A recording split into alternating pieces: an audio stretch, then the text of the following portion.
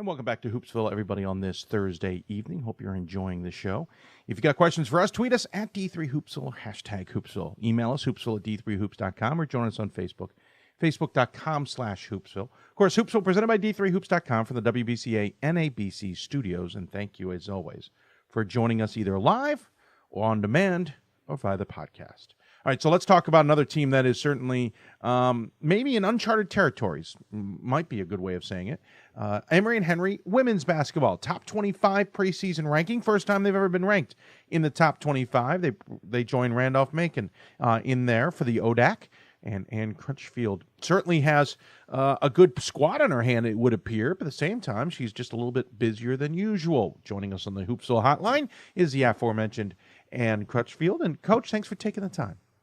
Thank you for having me today. Absolutely. We should point out we're pre-taping this because you are on your way, probably trailing the Nor'easter, to get up to Ashland, Virginia, Randolph-Macon, the aforementioned. Not to play them, but you'll get to see them. You'll play in a tournament this weekend. So I want to thank you for taking that time.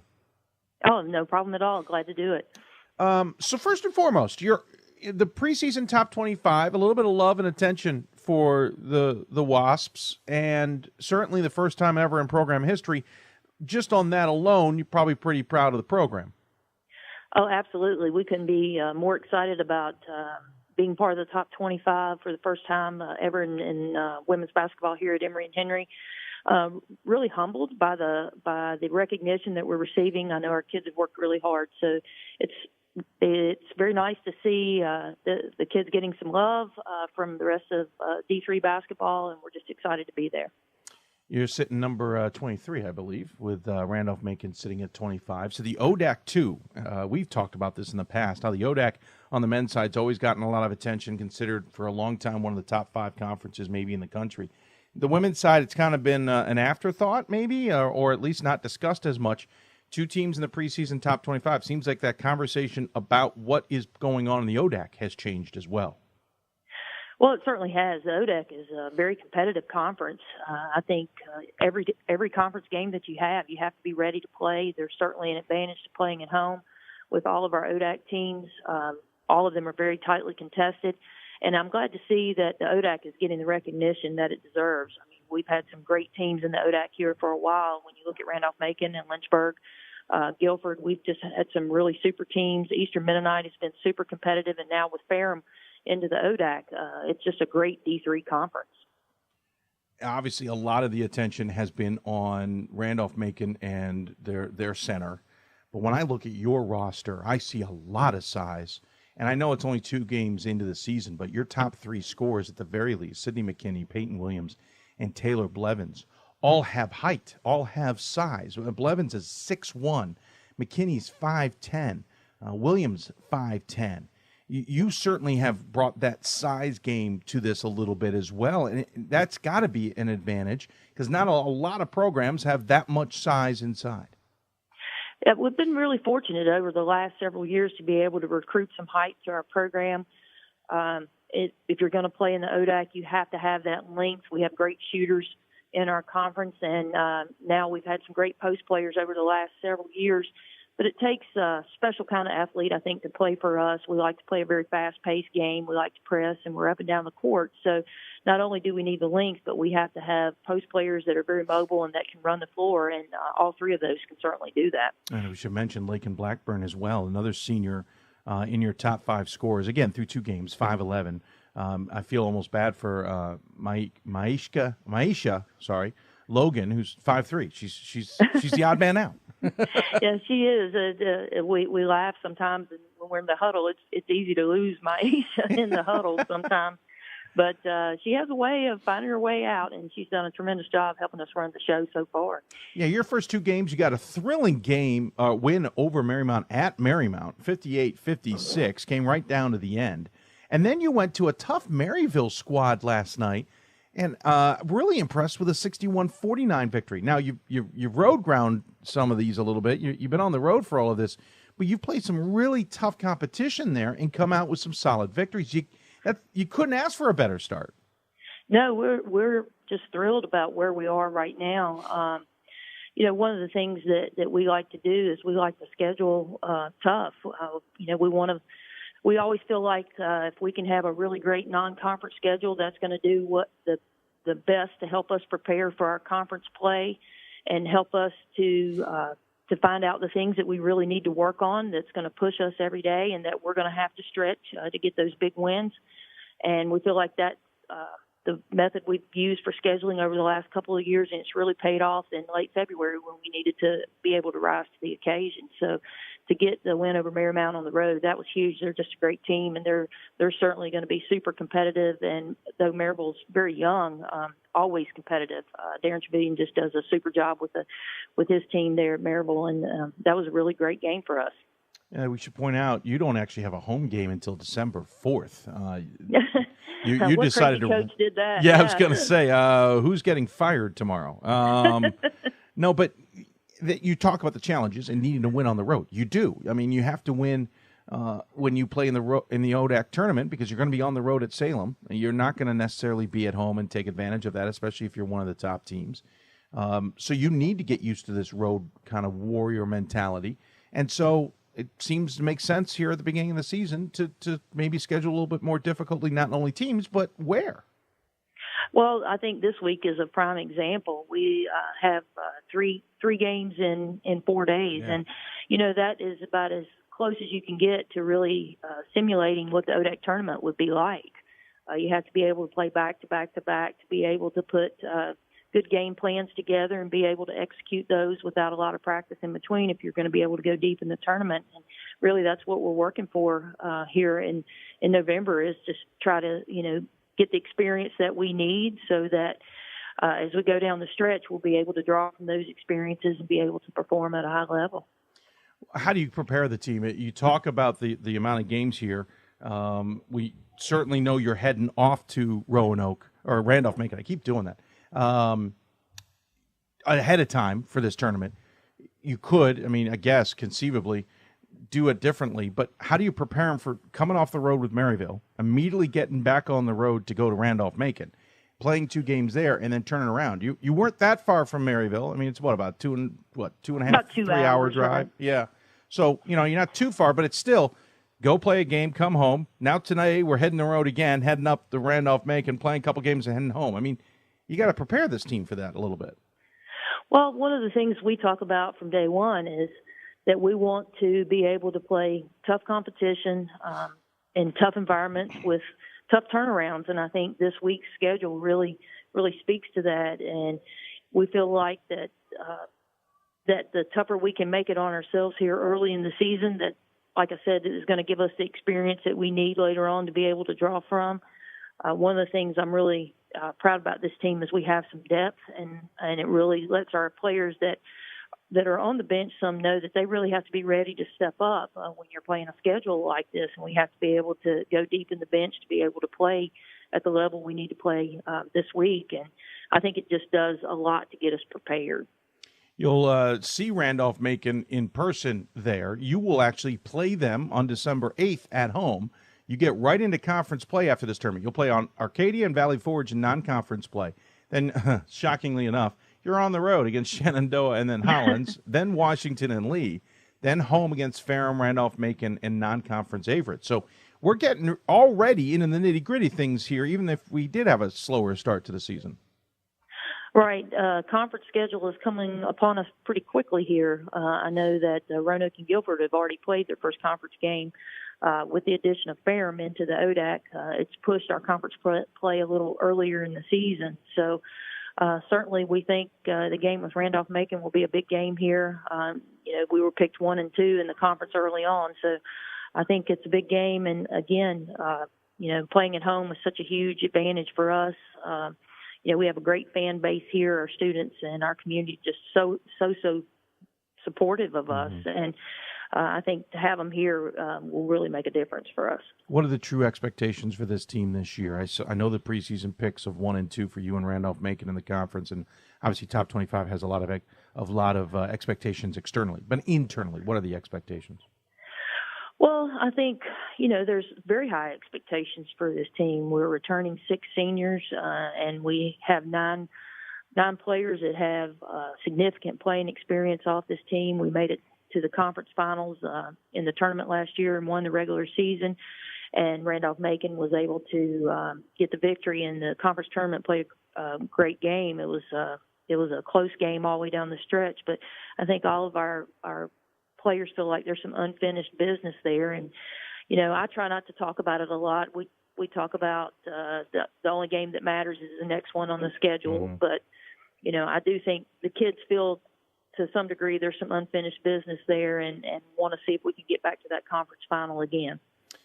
Well, the other thing, too, is you made the NCAA tournament. Took on Roger Williams in the opening round, won by 11, and then lost at Messiah by 13 the next night. What's that taste of the NCAA tournament and that taste of postseason done for this program? Well, to get the opportunity to play in the NCAA tournament for the first time in program history, that was a huge accomplishment for us. But, our players and our team have gotten a taste of that now and certainly want to go back. And so we're working really hard to get back to that level and just excited to be able to play on a national level and bring some notoriety to Emory-Henry. And it's a great place, and we love it a lot. And we're just super proud and humbled to be able to represent Emory-Henry at that level. We indicated you were a little bit busier than normal at the beginning of this program, and we should probably mention that. You've also become the interim athletics director at E&H. Just a few extra things on your plate, Coach. Just a few. How's that experience been, and what have you wanted? Is it everything you've dreamed of? Well, it's certainly different. Being on the administrative side, it certainly gives you a different perspective of working with athletics, just the business end of athletics, and then working with other coaches and other programs, which has really, I think, helped me in terms of working with my own program to have the opportunity to work with some other coaches and see what they're doing with things here. We've got some other really great programs here at Emory-Henry as well. But, it's certainly been a challenge, but I'm surrounded by amazing people, both administratively and then on our coaching staff too. And everybody's pitched in. It's just definitely been a group effort, and I couldn't be more thankful for the folks that I have here. And our president has really shown a lot of confidence in me, and I really appreciate that.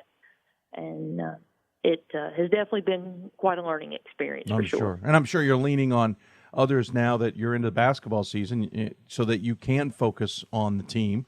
I assume you have others that can help you with that administratively. We do.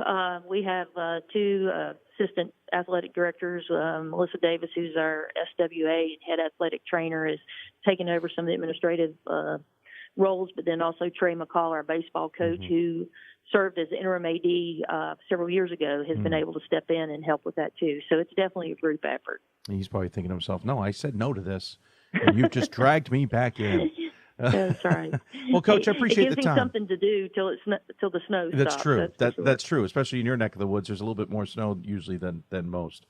Absolutely. Well, Coach, I appreciate the time you took, and we wish you luck this weekend at Randolph and Macon, and then obviously into the ODAC schedule. Congratulations on the success, and we look forward to seeing where the Wasps can go. As always, though, we give the coach the final word. Any final thoughts you want to share with those who are tuning in? Just want to say thanks for the opportunity to talk about our team and look forward to the season.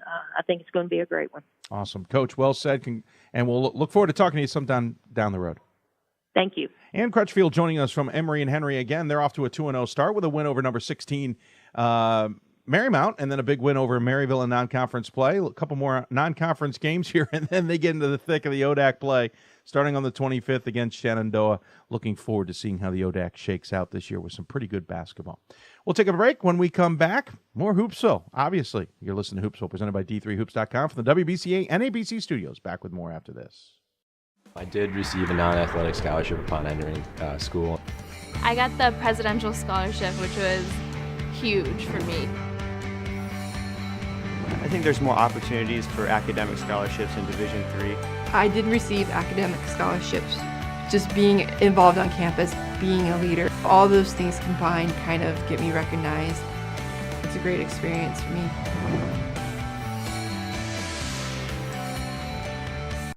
My name is Marcus Walker.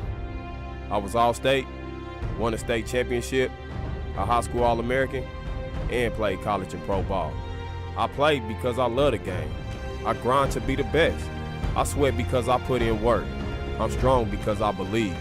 When I want to bring it before game time, I come to the house that college basketball built, the CBE. No matter your skill, take it to another level. Elevate your game right here at the College Basketball Experience at Sprint Center. It's on us to stop sexual assault. In any way that we can. To get a friend home safe. To never blame the victim. It's on us. To stand up. To make our community safe for all. It's on us. It's on us to look out for each other at parties. It's on us. To be more than just a bystander. To step up and say something. It's on us, all of us. To stop sexual assault. Learn how and take the pledge at itsonus.org.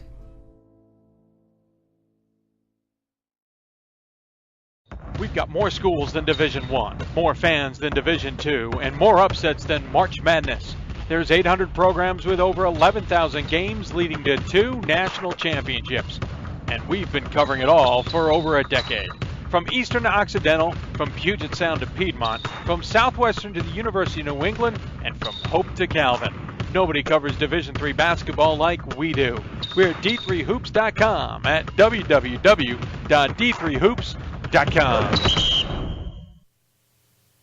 Welcome back to Hoopsville, everybody, on a trying Thursday evening, the 15th of November. I apologize to anybody who's watching us live. We've been all over the place with our stream. We will work to at least put this all into one nice buttoned-up location for all of you who may be trying to watch it on the archive or missed any of it. We will have the podcast fully available, so don't worry about that. But, yeah, all our efforts to try and make things better, our darn software, which will probably be punted after today. Here's the thing, though. I've got like 5 basketball games between now and Sunday morning. So it's not like we got a ton of time to work on this stuff, but we will try and find a way to do it and have at least somewhat, maybe a stripped-down version of the show, but we'll try and find a way to get it going for Sunday. Don't forget, next Sunday, the 25th, Sam Atkinson, the men's basketball committee chair, will be in studio to chat with us. If you are able to watch us, we got 15 minutes left of the show here, and we look forward to any questions you may have. Our good friend Ira is acting as if he's an angry parent. Listen, parents, if you're listening to the show or you're watching this show, let me just point out, web streams are not perfect, and complaining about their not working is not going to fix them necessarily.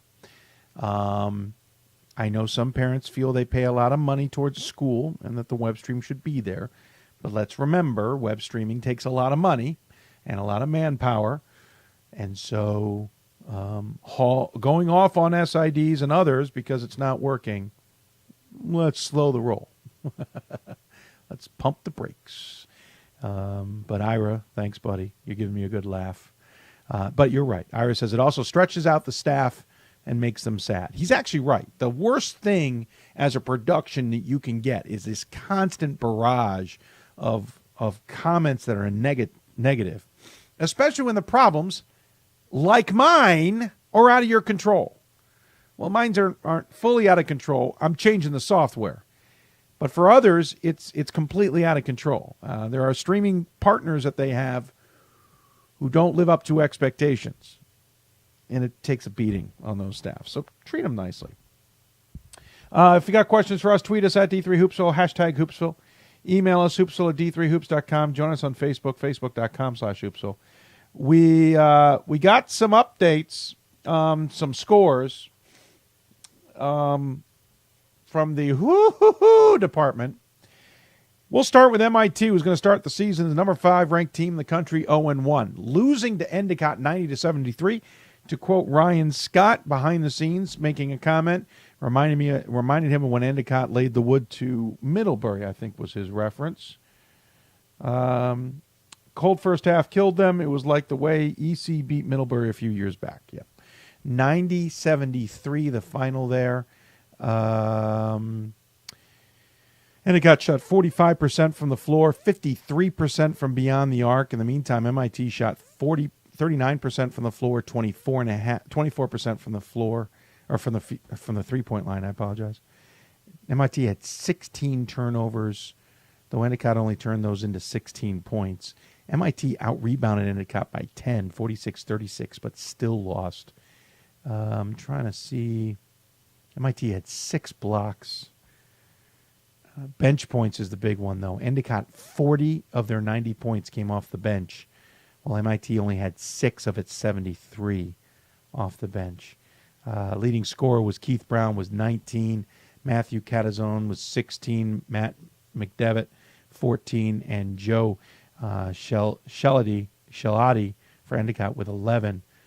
MIT, led by Jomard, 10 of 20 from the floor, 2 of 7 from deep, 3 for 3 with 5 rebounds and 25 points.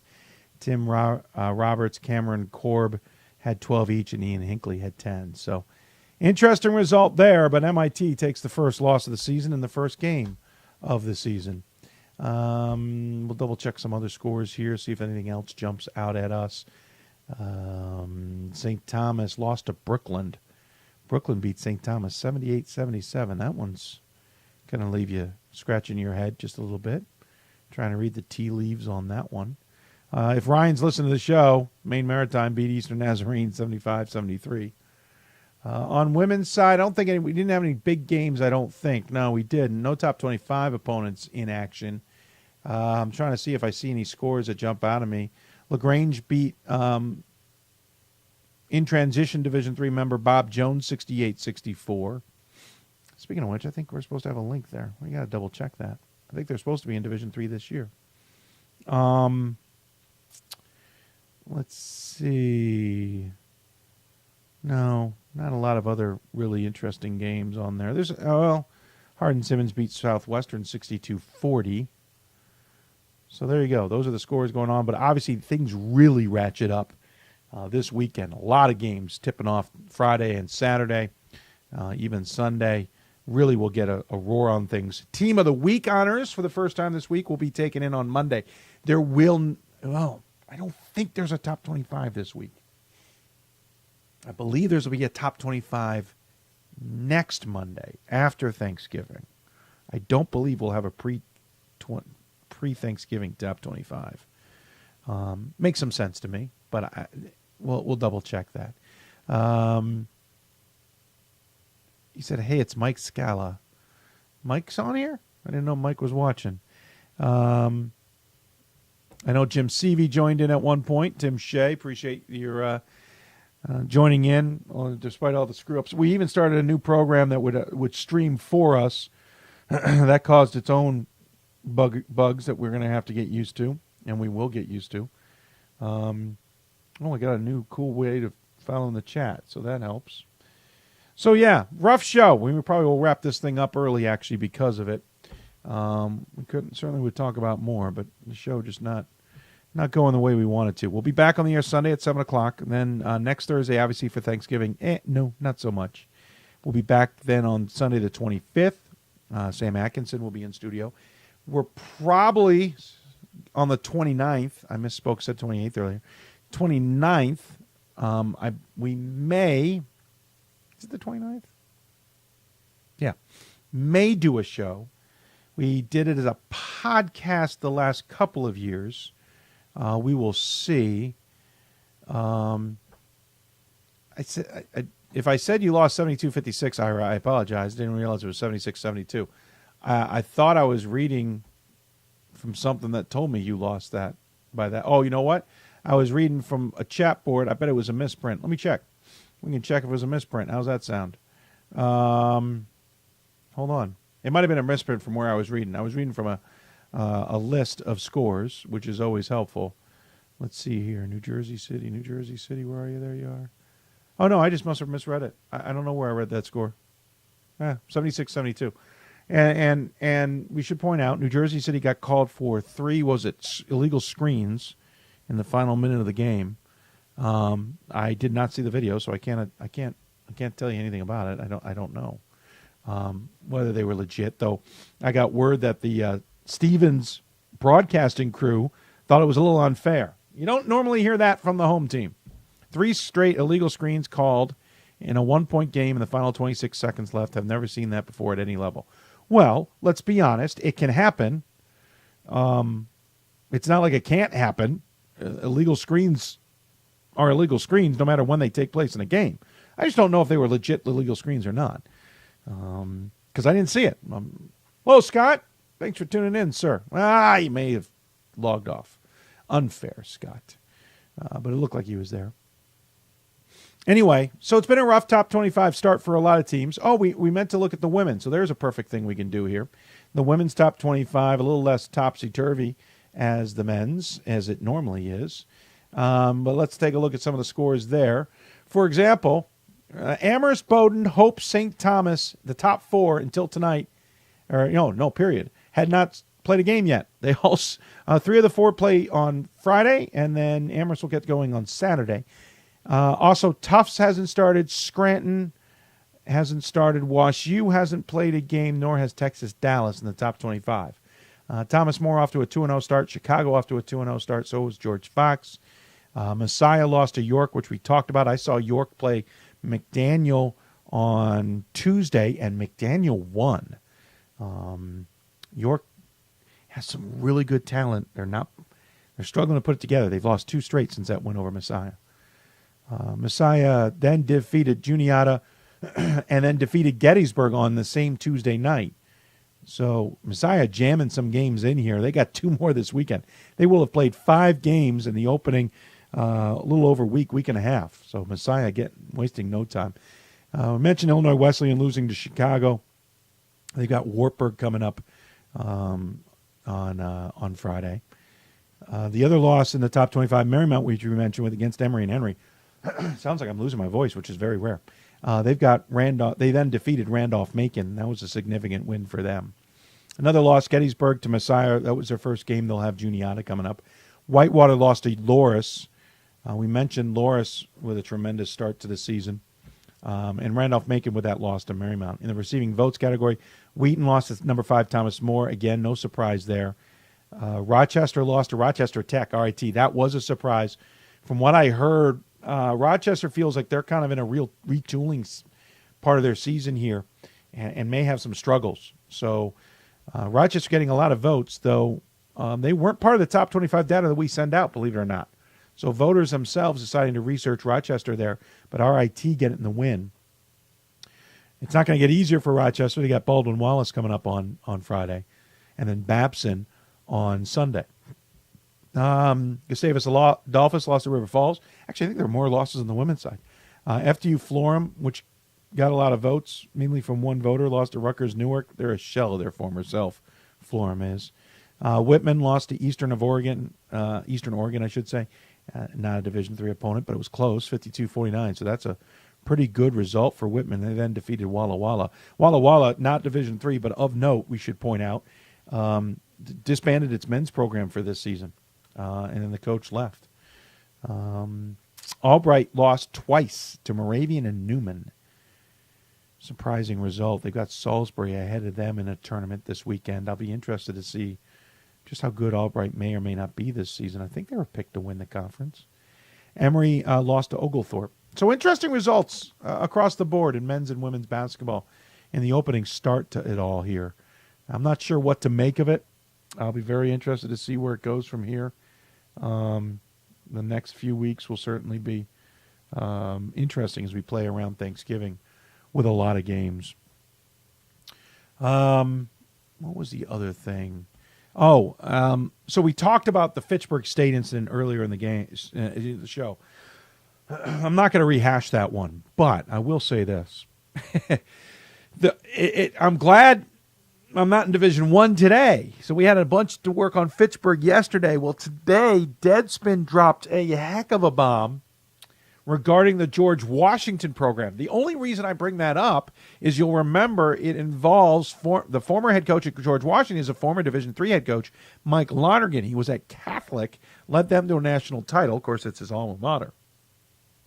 Went on to assistant coach, I think, for a year at Maryland, and then maybe 2 years, and then went on to Vermont, took over the Vermont program, did very well at Vermont, and then was brought into George Washington by the new AD. That ended badly, if you might remember, about a year and a half ago, or a little less. Lonergan accused of some inappropriate behavior language and stuff with his team.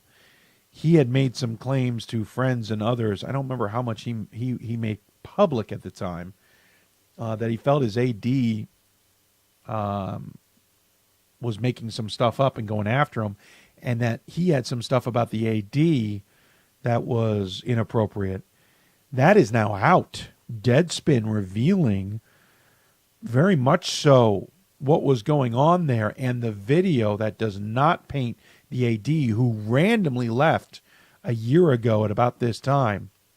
It does not paint him in a very bright light. If anything, it may turn the conversation about Mike Lonergan around, as Deadspin portrays it. And I will admit, Deadspin doesn't tend to have the journalistic rules of being non-biased. And I don't mean that they have a bias as you would know it in news, left or right. Don't get me started on that. But sometimes when they write a story, they don't remove their bias in the story. So they may have a bit of a bias in the story by saying that many claim that Mike Lonergan was a whistleblower. He wasn't treated as such, and it clearly shows that now he was a whistleblower. He may be. Let's others decide that, not you as a writer. But it certainly, I think, paints Lonergan in a new light. And maybe Lonergan comes out of this with another job. I wouldn't be surprised in Division III, to be honest with you. The story is long, extremely well detailed, interesting parts. It's one of those stories that's going to stick with me for a while. Left me a little stunned, to be blunt. But the only reason I bring it up again is that it's a former Division III coach who had a very ungraceful exit from George Washington, and then the AD quickly followed. So anyway, find it on Deadspin. It's an interesting read. I'm just glad that wasn't a story we had to deal with here in Division III today. So there you go. Double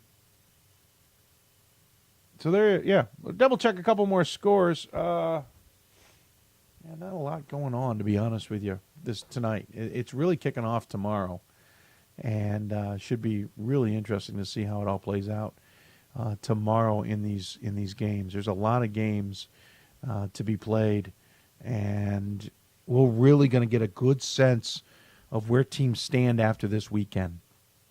So stick around on Sunday, 7 o'clock Eastern time. We'll be back on the air, I hope and pray, with better software up and running, even if we have to strip down our graphics a little bit to get it accomplished. But our goal on Sunday will be to be in the studio working on it so that we don't have problems like we were having our last few shows. I really appreciate the patience. I know it can be annoying. I know it doesn't paint us in the best of light, and it doesn't start our 16th season all that well. We apologize for that. We hope it doesn't hurt us in the long run. We hope you'll stick around and support us nonetheless. Big news out of tonight: Endicott defeating number 5 MIT in the Engineers' first game of the season, 90-73. I want to thank our guests who appeared on the show. Ira says, don't ever talk about stripping down again. I will try not to, sir. I had my teeth stripped down today. So anyway, I want to thank Karin Harvey. Sorry, my brain just literally went, you're talking? That we don't talk. I want to thank Karin Harvey. Also want to thank Rich Bensman and Crutchfield from Montclair, Ohio Northern, and Emory and Henry. I want to thank their sports information directors as well. From Montclair State, of course, Mike Scala. I want to thank from Ohio Northern, certainly Tim. And I want to thank Joe from Emory and Henry. Also, because we had some, speaking of technical problems, we had some email problems this week, which didn't help trying to get guests booked.